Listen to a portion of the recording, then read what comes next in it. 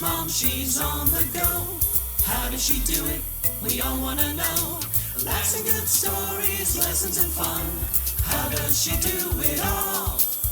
So sit right down, you're in for a treat. A show full of heart that cannot be beat.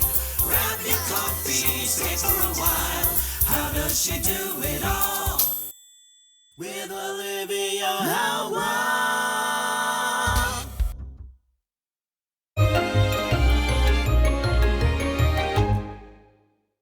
Welcome to How Does She Do It All, the show where we shine a spotlight on the fabulous single and solo moms and ask the age-old question, how does she do it all? So grab a cup of coffee, get comfy, and get ready for some real talk about motherhood and making it all work. And now, folks, let's welcome today's guest star. You may have noticed my voice is not who you usually hear because today's guest star is our usual host, Olivia. Olivia, can you tell us a little bit about yourself and your experience of becoming a single mom? Absolutely. Thank you for having me on my own show. So I became a single mom back in 2019. I guess, my marriage ended in April of 2019, and though we still cohabitated, I did the primary parenting always. So for me, all of the decision making, all of the bath time, food, school stuff, Day-to-day. clothes, everything in the day I was doing anyway. So I kind of felt like a single mom. I didn't rely on him for anything, and I didn't ask for anything. And so I was doing everything myself anyway. But then he moved out officially in August of 2019. And life got a lot easier because it was just me making all the decisions. And so at the time, my sons were 3 and 5, which is really little. And so I was a single mom from obviously this whole time, but from August until March, I was going through my divorce proceedings, and then the pandemic hit. And so I was the only person around my kids for a long time. And then I homeschooled my older son for his second grade year and worked the whole time. So I have spent a lot of time with my kids as a single mom. I'd like to ask you a question. You said something, and I, as your sister, everybody doesn't realize this is Jenny's voice. I want you to clarify something. What you said, you did make all the decisions really in the day-to-day. When he was gone, you said it was easier because you were the only one making decisions, but that's not really what you mean. Can you clarify that? I was the only parent to make decisions and not have somebody else counter-parent a lot of those decisions. So it was just like I didn't have to spend my entire parenting life making decisions and then negotiating them or tiptoeing around somebody or walking on eggshells. It was just like boom, boom, boom, boom, boom. Also, letting the kids have certain amounts of independence or, doing what we needed to do during the day. Expression, but also like little things like, being able to put them to bed without the YouTube playing very loudly in the other room, right? And being afraid to ask somebody to turn the music down or things like that. So our days just went a lot smoother with... You were able to prioritize the kids, right. I think, in a way that you weren't before when that person was in the house because they needed to be a priority in their mind. Yeah, in their mind. Exactly. Okay, so now you have, how old are your sons? Almost 9 and almost 12, which is insane. Yeah. That's too old. But yeah. And what does a typical day look like in your life? Well, I don't stop moving most of the day. So some of that's by choice. Some of that's by choice. But no, it's like a typical school day is right now I've been getting up at 6 and I will work out and then I will meditate and then I will talk to you for a little while sometimes and check in on my emails and stuff. And then the kids get up around 7. I get them breakfast. I make their lunches for the school day, except on Fridays, thank God, which is pizza day. They've both been sleeping later, which is lovely, but also harder to get up for school. It's a whole new problem. And then, we get everybody on the bus today. Wyatt needed to change his outfit 3 times. So finally we got to the bus stop at about 8:15, and then they get on the bus. I usually call you to check in about work stuff. I come back. I've been walking on my treadmill and working at the same time, which is awesome. I'll like do that for like half an hour, and then I'll work during the day with you.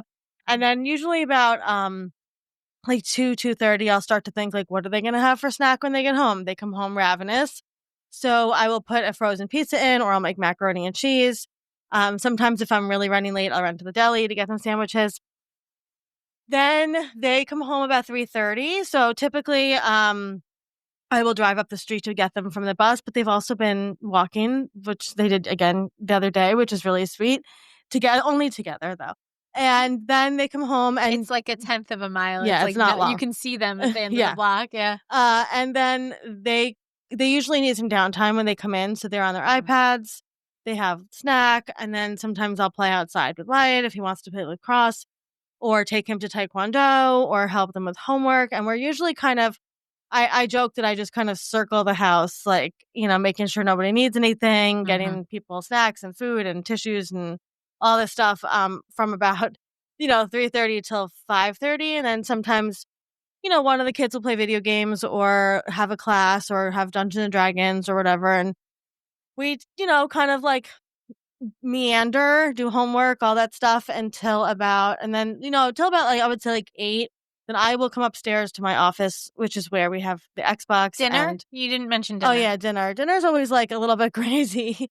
Yeah. It really depends on the day. Like Right. yesterday, Weston and I had dinner at the table together. Wyatt was at a friend's house. And then sometimes, like Saturdays, typically we'll eat with my mom and stepdad and our mom and stepdad and, have pizza. It really depends. Like Wyatt's been doing more taekwondo. Weston does Dungeons and Dragons and has some Right. after school stuff. So it depends who's home. Wyatt is way more social. So often he'll be at other friends' houses for dinner like he was last night, which is I'm grateful for. So everybody gets food. And then by like 8:00, we come back upstairs, or I come upstairs with Wyatt usually. I'll sit down to do some podcast editing. I'm in the same room as him, so I'll hang out with him while he plays video games, and he sometimes will voice chat with his friends, and so it's nice to like hear everything that's going on.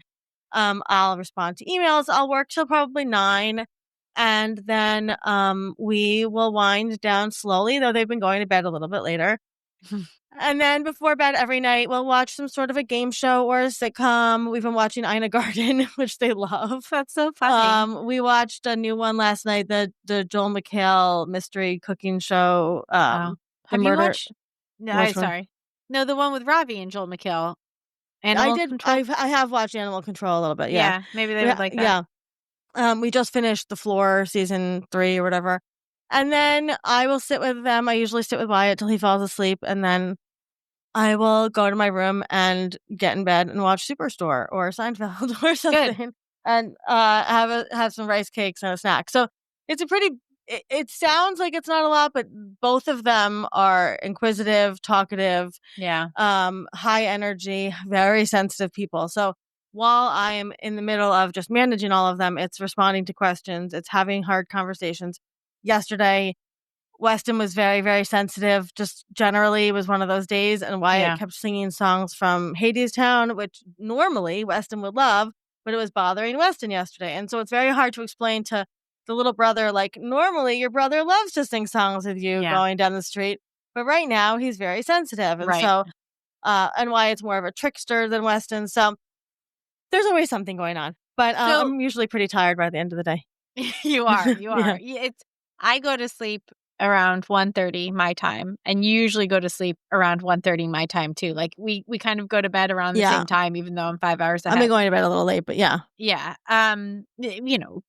Given within a couple of hours. What was unexpectedly hard about being a single mom? What is unexpectedly difficult? I think raising 2 boys is definitely especially in this environment. Like, as an example, yesterday, Wyatt said to me, I mean, I'm very, very open with my kids. We've always talked about sex and politics and everything.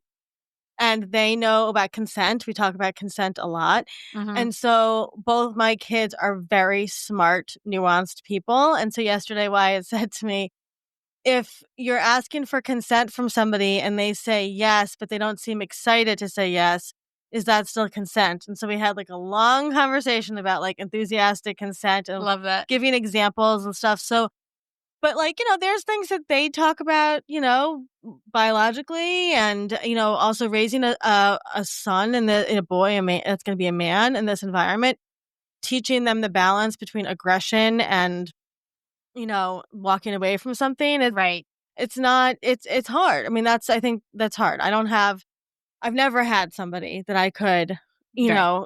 co-parent with in that way to raise the sons that I am, hoping to raise into the men that they're going to be. But in that way, I'm grateful too. That is what we'll say about that. Yeah. So, and what about unexpected joys? They're you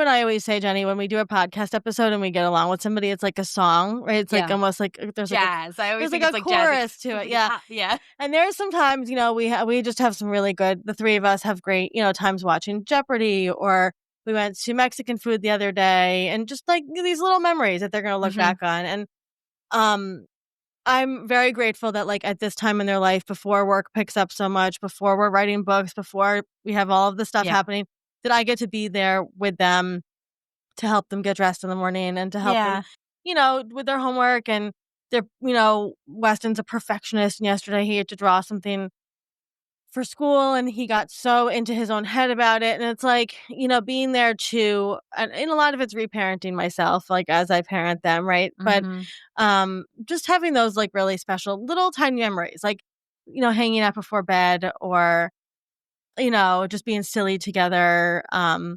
definitely very, very, very silly with them. And there are some things like I do, voices and characters and stuff that they think is just hysterical. And it's very sweet. You're giving them such a peaceful childhood. Trying. Like, you really are. I mean, we sort of touched on this earlier, and this I know is not how the show usually goes, but like, It's okay. You have so allowed them and created the space for them and defended them. Even people that love them and maybe don't always totally understand what you're doing, or, modern parenting, like you've just allowed them to be exactly who they are. And you had to create that experience. That wasn't what they were born into. And so it was what they were born into with you, but you had to create that. And I think you've just done such a beautiful job at like accepting them fully, loving them fully, and making sure that they have the resources and the tools for them in particular, because they're very different boys. Very different. And that's really, I think, one of the hardest parts of just not single parenting, but parenting in general, is that they need a completely different skill set of parenting and explaining to the people around them, their teachers, their grandparents, what they need. And it's hard for other people, right, to see like with their brothers, and they're very similar in a lot of ways, but they're so different in most ways. And so figuring them out. But I think that they in particular are two people that you could never control them. Like you could never put them in a box. Like, well, I think that if you, with them, with some yelling and some emotional abuse and some earlier on quelling of who they were, people could, I think that there's a lot of people out there who probably were like them and didn't get a chance to be because they didn't have moms like you. Yeah. What would you say to another mom that was in a situation like yours in particular? What words of advice would you give? Well, I really just think it's easier. It is so much easier to parent by yourself. Like, the days are long and I'm tired, but the days were longer and I was more tired, and I had another person to contend with who was constantly working against me. Yeah. Right. So for the whole entirety of the 5 years that I parented with somebody else, I was exhausted spiritually and on like a soul level, because I could never win at anything. Right. It was like, and then there was always somebody kind of questioning my parenting, even though I was the only one parenting. So, I think it seems scary, and like, I definitely, it's not like I don't worry about money or future or college or them growing up, but day to day is just much, much easier to have just me as a parent, and it can be joyful and your kids will be fine.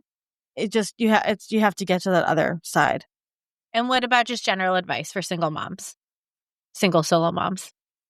I would say the thing that I think changed most for me is really make sure that you have a bedtime for your kids because you need that nighttime. Like, you really do. To recharge, like, I literally talk to my bed and tell it how much I love it at night, every night. I'm like, I'm so happy to see you. I do. You've always loved sleep. But I need to sit there and zone out and watch a sitcom. Like, that's part of who I am. I need to meditate in the morning and manifest and have my quiet time and listen to my subliminal audios. And like, I think that for a lot of women too, going through divorce, and I think about this a lot doing what we do, there's this stigma of moving from maybe a big marital house to a very small apartment or something.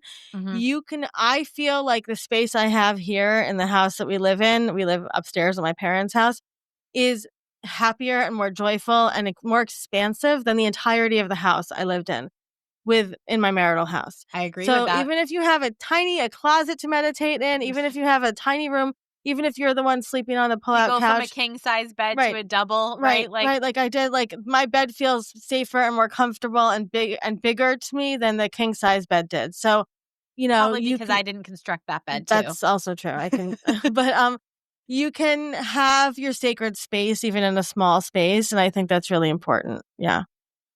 Well, thank you so much for having me come on and get to be the Olivia for the day. And thank you for being here and talking about your story and talking about what it's like to be a single mom. We appreciate you. And I think the answer to how does she do it all, Olivia, is what? She doesn't. She has a sister who helps, but she does. She's got a community, but also I think the idea is like nobody does it all. Nobody does it all. Nobody does it all. Throw that away. Throw that idea away. Yeah. How does she do it all? She does it all with laughter, and with a lot of songs that she makes up and silly things, and and an internet full of other single moms who have been there and understand what it's like, which is really important. Community, baby. Yeah. Thanks for having me. Thanks for having me. Thank you for tuning in to this episode of How Does She Do It All? If you loved this conversation, be sure to check out freshstartsregistry.com to learn more. Our theme music is provided by Matthew Searing, with additional vocals by Jackie, Cheryl, and Jackson Searing. And remember, you are doing an amazing job. Keep showing up, keep embracing the journey, and we'll see you next time.